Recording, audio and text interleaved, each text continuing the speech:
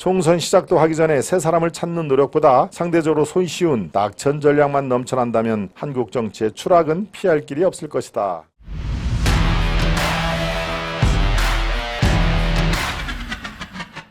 내년 총선 관전법, 친윤그룹의 불출마 카드. 오늘 제가 칼럼의 제목인데요. 여러분들 또다시 말씀드리지만 이 안에 있는 내용이 아주 옳다구나, 바른 내용이니까 우리는 이런 식으로 생각을 해야 된다. 천만에 그렇습니다. 가장 논쟁적인 칼럼을 제가 주로 갖고 오니까요. 저 사람은 저렇게 생각하는데 저 부분은 나랑 생각이 많이 다르구나, 또는 뭐 저거는 나하고 똑같네, 이런 것을 서로 비교하면서 생각을 정리를 하시라는 그런 입장입니다. 네.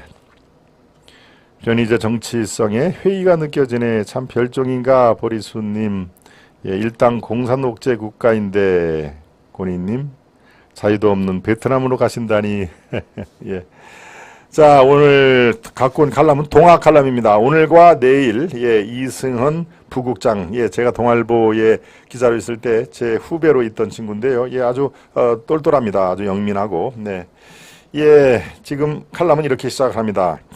윤 대통령이 내년 총선 목표를 과반인 170석으로 잡았다는 말이 나오자 민주당이 선거 개입이라고 비판하는 등 정치권의 신경은 온통 총선에 집중되어 있다.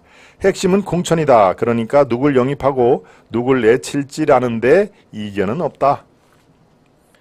윤 대통령이 170석으로 잡았다는, 이건 뭐 공식적인 얘기가 아닙니다. 사석에서 이렇게 얘기를 했다는데요. 지금 민주당의 의석이 169석 아닙니까? 그러니까 지금의 민주당 의석을 가졌으면 좋겠다라는 얘기인데, 이게 실제로 윤 대통령의 말을 이 사석에서 했는지 안 했는지는 뭐 알 도리가 없죠. 정치권에서 성공적인 공천 사례를 꼽을 때 자주 거론되는 게 1996년 15대 총선의 신한국단 공천이다. 당 총재를 겸했던 YS가 이재호, 홍준표, 김문수 등을 정치권 밖에서 영입했다. 사람마다 호불호는 있겠으나 이들은 오랜 시간 정치권의 한 축을 담당했다. 이재호, 홍준표, 김문수. 김대중 대통령 시절인 2000년 16대 총선에서는 여당인 새천년 민주당이 젊은 인재 수혈에 적극적이었다. 동교등계가 여권의 헤게모니를 잡은 상황에서 우상호, 이인영, 임종석 등 80년대 학생운동권의 주류가 영입됐다. 이들에 대한 평가를 떠나 원내대표, 장관, 대통령 비서실장 등을 지내면서 20년 넘게 민주당 계열의 메인스트림, 즉 주류로 자리 잡은 것은 사실이다. 그런데 그 후부터는 총선에서 누굴 발탁했는지 별 기억이 없다. 2004년 17대 총선 이후 주호영, 안민석, 나경원 정도를 제외하고 여야에서 다선이 되거나 전국급 활약을 보인 의원은 찾기가 어렵다. 안민석도 여기 들어가나요?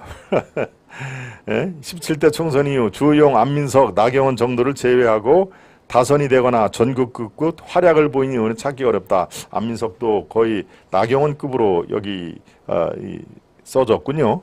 글쎄요, 저는 뭐 그렇게 생각하지는 않습니다만 사람을 키우기보다 누굴 쫓아내는지가 전 국민적 관심을 모았기 때문이다. 2008년 18대 총선에서 친이계의 친박계 낙천, 2016년 친박계 유승민 등 비박계 속가내기가 대표적이다. 민주당 진영에서는 2016년 김종인 비대위원장이 이해찬, 노영민을 낙천시켜 이슈를 장악했다. 하지만 이렇게 내쳐져도 대부분 어떤 식으로든 복귀했다. 결과적으로 세 사람 영입만 제대로 못한 것이다. 내년 총선은 어떨까? 여야에서 공천에 관여할 게 확실시 되는 사람들 이야기를 들어봐도 어느 그룹이나 누군가를 꼭 영입하는 소식은 별로 들리지를 않는다.